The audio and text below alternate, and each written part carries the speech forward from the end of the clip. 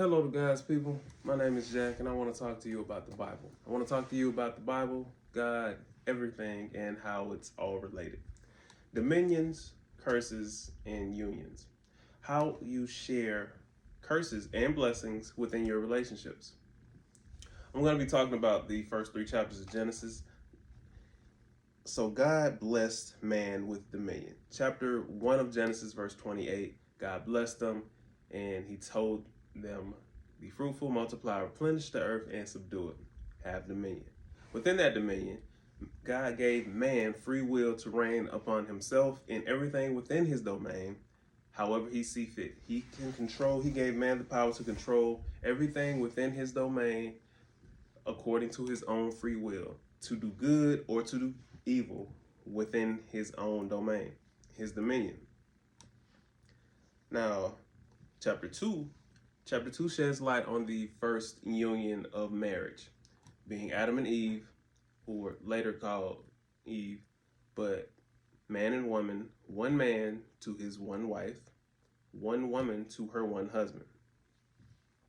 God blesses the dominion as well as the unions of the obedient.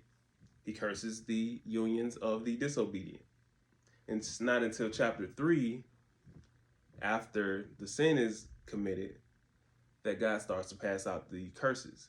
God curses everyone who was involved, the serpent, the woman, as well as the man. I want to focus on the curse that God gave unto the woman, because it affects the man quite heavily, and I don't think a lot of people in relationships realize that.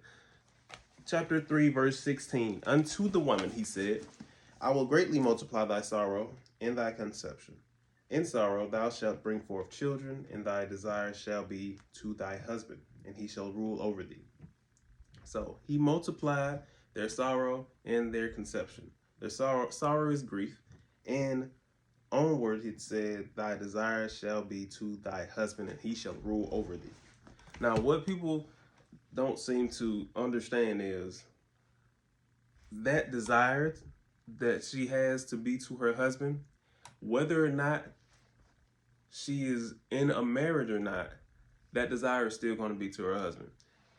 And once you become one flesh with a woman, when a man and woman become one flesh, they begin to share their blessings and their curses. And under the union that God ordained, he blesses those unions. That's matrimony, that's being married, a man and a woman. You do it how God addresses it and how God tells you to do it, he's blessing that union. Now, unholy unions, that means anything other than how God said it should be done, it brings about curses. And one of the curses that comes along with inviting sin is consumption. The more you do it, the more you're going to want to do it. And the more you do it especially without the protection of God over that union or over your own dominion, the harder it is to fight that, the harder it is to let go of that sin. So my advice to anyone in a relationship is to seek the protection of God within your union. Seek the protection of God within your own dominion. Let God lead you into your unions. Let God lead your dominion. If you put God first in all you do, he will direct your path. My name is Jack. I hope this blesses everyone who hears it. Seek God in all things you do. Please subscribe. Please subscribe if you so choose, but do not forget to praise God.